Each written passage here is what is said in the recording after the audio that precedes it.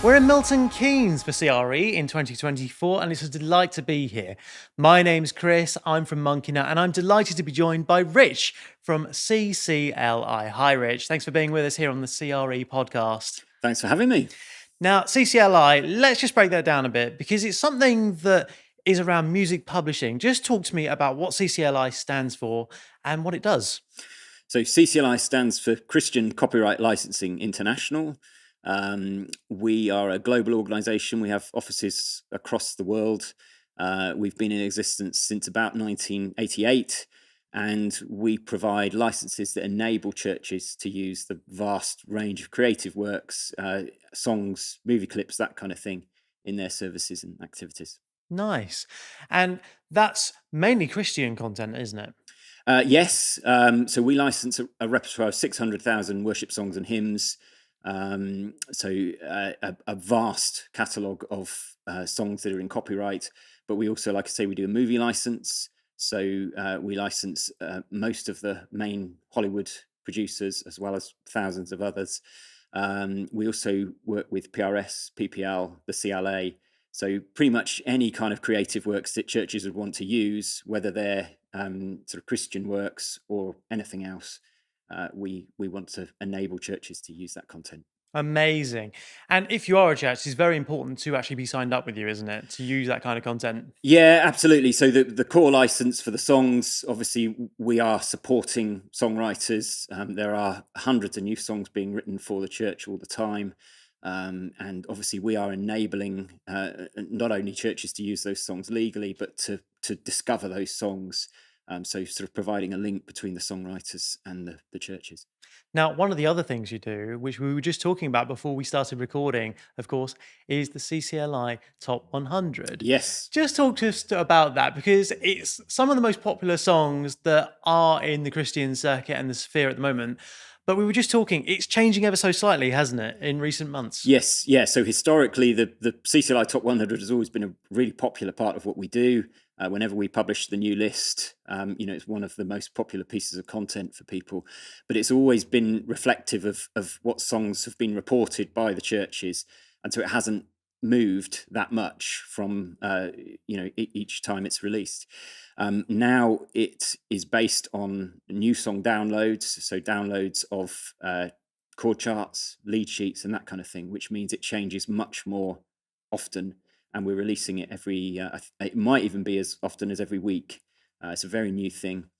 So it means that when you access the top 100, you're going to be seeing the very latest songs, which, like I say, enables people to discover what's new, maybe songs they haven't heard of before, and obviously introduce those into their churches. That's really, really helpful because, of course, we know about Matt Redman and we know the Graham Kendricks of this world who have produced some fantastic, wonderful worship songs that I'm sure we all sing on a Sunday.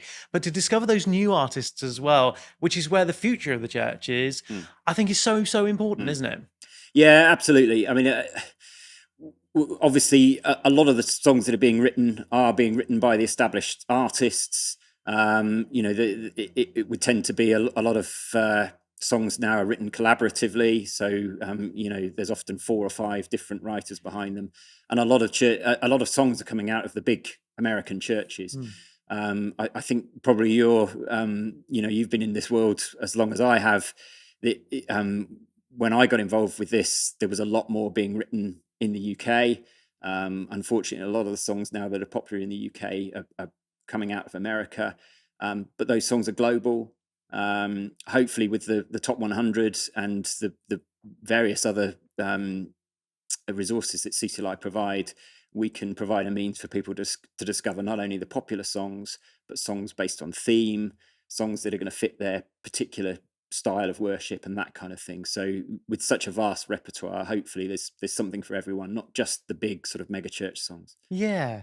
And I suppose my question really is thinking as someone that's been in church, and I know I've worked with people in the past who are worship leaders who, they're not Matt Redman, but they are just local church pastors. And I know that they've written some amazing songs. If they wanted to go on a journey of trying to register something with you, is that a really simple process? It is and it isn't. So CCLI is not a publisher. It isn't our job to promote songs, and in fact, although we want to reflect what's happening Hmm. in the world of worship and the world of songs, we don't want to sort of, favor any particular artist over anybody else. So we would always recommend to a songwriter that they sign with a publisher. A good publisher would not only, protect your copyright, but they would promote your songs. The advantage of doing that is also that the vast majority of publishers will be authorized under CCLI. So by signing with a publisher, you're getting your songs into CCLI's repertoire, and then in theory, churches throughout the world are going to be able to access and use your songs. Nice. So if you're a budding songwriter, that's the way to do it. That's Absolutely, that's the key way of yeah. starting to get your music heard. Away from publishing, is there anything else that CCLI does that we should be aware of? Yeah, so CCLI is becoming an organisation that partners with other similar organisations who are providing resources for churches. So we partner with an organisation called Loop Community that makes multi-tracks. We partner with an organisation called Worship Tools that makes software for churches. All of their software is available free to use. We've just started a new partnership with an organization called Sunday Sounds, and they make patches and templates for keys players. So the heart of CCLI is to sort of serve the church, not only in enabling churches to use content legally, but making it easier for them to access that content and helping them to discover that content. So through these partnerships, we're sort of expanding the way that we can do that. Nice. And you talk about the apps there and some of the other services. Talk us through specifically what they do to help a church. Yeah, so Worship Tools have a suite of 4 apps. You basically sign up with Worship Tools, and you can use them all free of charge. They all link in together. So when you set something up in one app, it all transfers into the other. So the first piece of software that they created was called Presenter. It does what it says on the tin. So it is a presentation software that was designed by church worship leaders and people involved in their media teams. So it's very specific for the needs of churches. That then sort of syncs in with their planning software, so you can prepare your service, you can schedule volunteers. They then have a digital music stand called Charts, which enables you to play songs using an iPad or a tablet on stage. And they also have just released an app called Community, which enables you to manage your church team. So, like I say, they all kind of link in together. So it's about enabling churches to sort of save time. A lot of the sort of processes that are taking time and effort, we're trying to simplify those processes. And the great advantage of us working collaboratively with these other organizations is all of Worship Tools software syncs in with Song Select. So you can pull in your songs from CCLI's database, and then you can even enable auto reporting. So reporting has always been that kind of pain for a lot of churches. They know they've got to do it, but it's one of those extra things they've got to do. Now you can tick a box and it will all be done for you. And what about the future of publishing itself? Because AI is a big thing right now. Yeah. How are you dealing with AI and publishing and that sphere? Is it something you've considered yet? I wouldn't say it's something that we've considered, but again, working with organisations like Worship Tools, working with software developers, we want to solve problems that churches have. And I guess as we move forward, churches are embracing the power of technology, what they can do with digital, and we want to enable them to do that. Unfortunately, in a digital world, all these things that become possible, the sort of copyright implications can be a real challenge. Mm, The vast wealth of material that we can have, and how easy it is to access it online, and so on and so forth, that can make copyright very complicated and very difficult to understand.